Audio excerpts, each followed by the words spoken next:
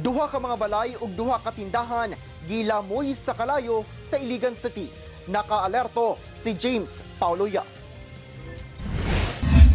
Igo na lang sa paghilak ang nahimo sa mga tag-iya nining duha ka mga balay ug duha ka mga tindahan sa barangay Tibanga sa Iligan City. Human gilamoy sa kalayo niadtong adlong Biyernes. Sumala sa tag-iya sa usa ka tindahan nga nalakip kasunog, kalit lang kuno nga adunay miaso sa kilid nga panimalay ug didto na miulbo ang dakong kalayo. Sakong tapad, ma'am. Tapad. Oh, nakadukos din gid ako sa sunog. Pagawas na ko kasigan na ang kaning tapad nako. Kanila ko gawas ang gawas ako magamit. Paspas matud pa nga mikuyanap ang kalayo tungod dikit-dikit ug gama sa light materials ang mga istruktura sa lugar.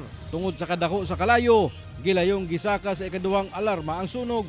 Gideklara kining fire out human ang halos usa ka oras. Hinuon walay nasamdan atol sa hitabo. Padayon pa ang investigasyon sa kabumbiruhan sa insidente aron masuta ang hinungdan sa sunog. Yung estimated damage namin sir na amount is 90,000 pesos.